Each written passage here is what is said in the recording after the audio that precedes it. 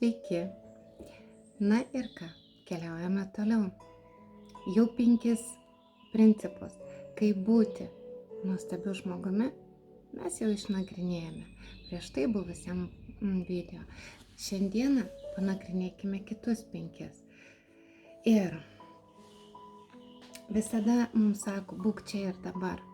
Bet mes kažkodėl labai turim polinkį bėgti ten. Ir kai tas ten tampa čia ir dabar, mes ieškome naujo ten ir dar kartą ten.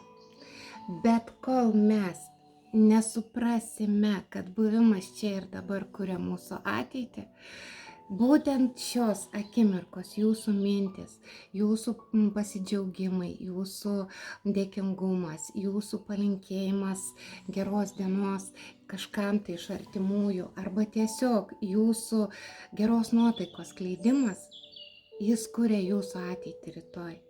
Tačiau visada mums labai smagu bėgti ten, kažkur ten. Nes ten gal mes jaučiame saugesnė, gal iš ten mes norim kažką išsitempti į savo gyvenimą, kad mums būtų patogiau, jaukiau, geriau. Nebėkit, būkite čia. Viskas, ką jūs dabar kuriate šią akimirką, net žiūrėdami šitą video, jūs jau kuriat ateitį.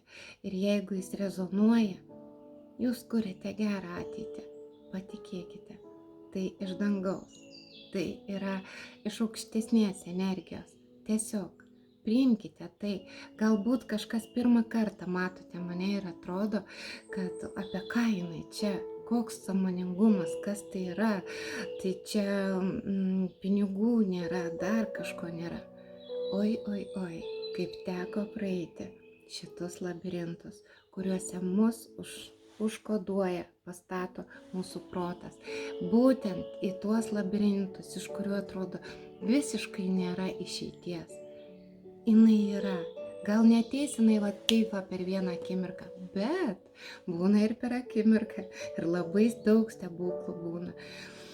Taigi, dar dėkingumas, sekantis, 7 punktas, tai dėkingumas. Būkime dėkingi už viską, už artimuosius.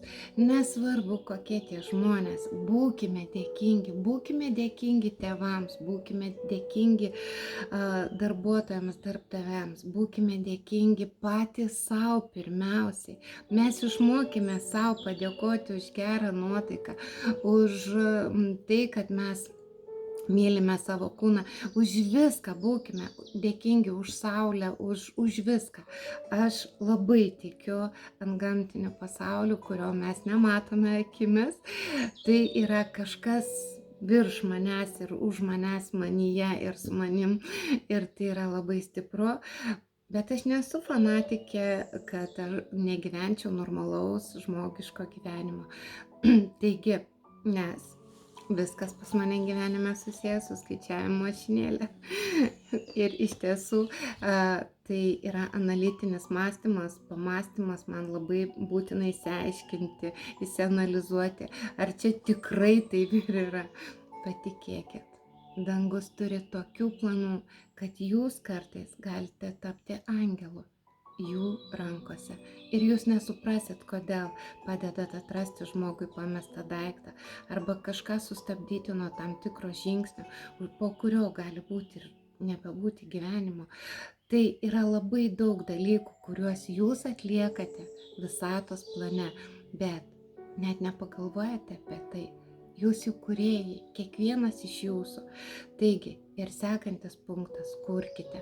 Visur kurkite. Kurti galite, kurkite.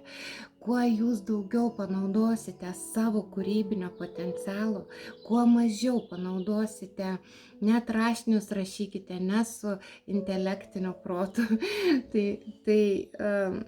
Bet rašykite patys, nes tai yra labai stipru.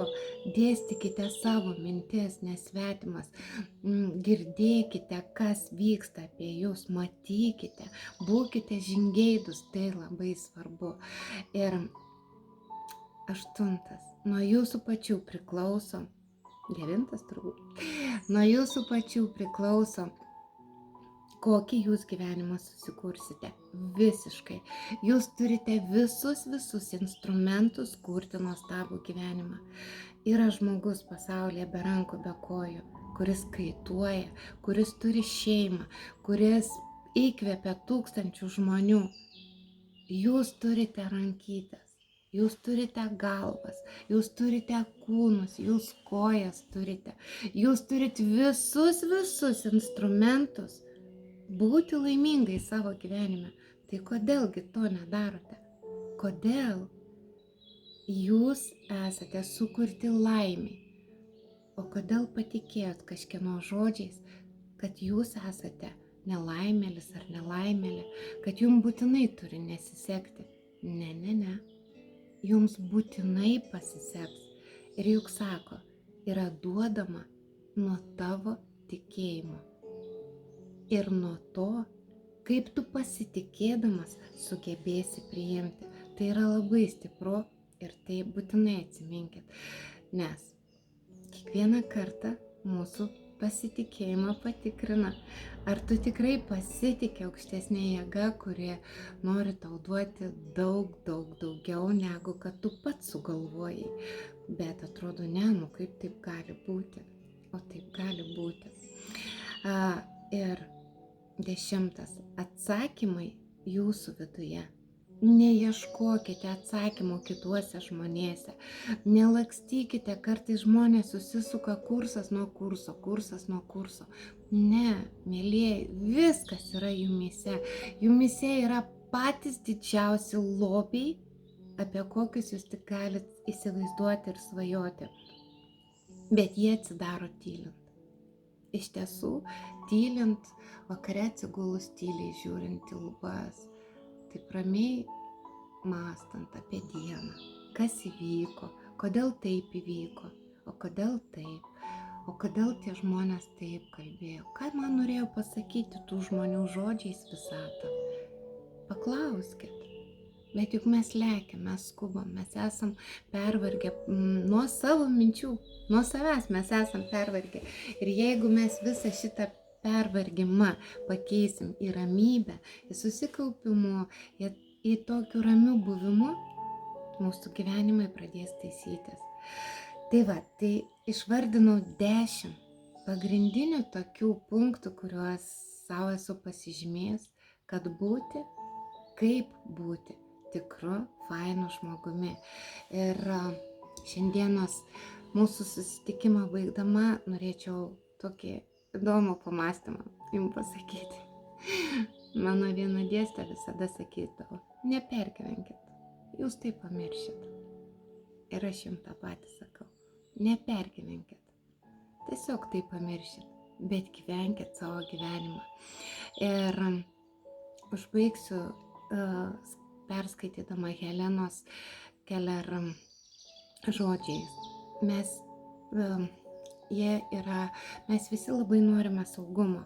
Tai būtent apie saugumą jinai pasakė taip. Saugumas dažniausiai yra tik prietaras. Jo nėra nei gamtoje, nei žmogaus gyvenime. Vengti pavojaus nėra saugiau, nei drąsiai sutikti jį. Gyvenimas tai drąsus nuotykis arba niekas, tiesiog tuščia erdvė. Gyvenkite drąsiai, negyvenkite tuščioje erdvėje. Su jumis Eligija ir skaičių magija. Aš esu numerologė ir konsultuoju žmones iš gimimo datų. Jei kažką domina, kreipkitės. Apkabinu, mėlieji, linkėdama gausos, gerovės ir visko, ko tik reikia jūsų gyvenimuose, ypač sveikatos.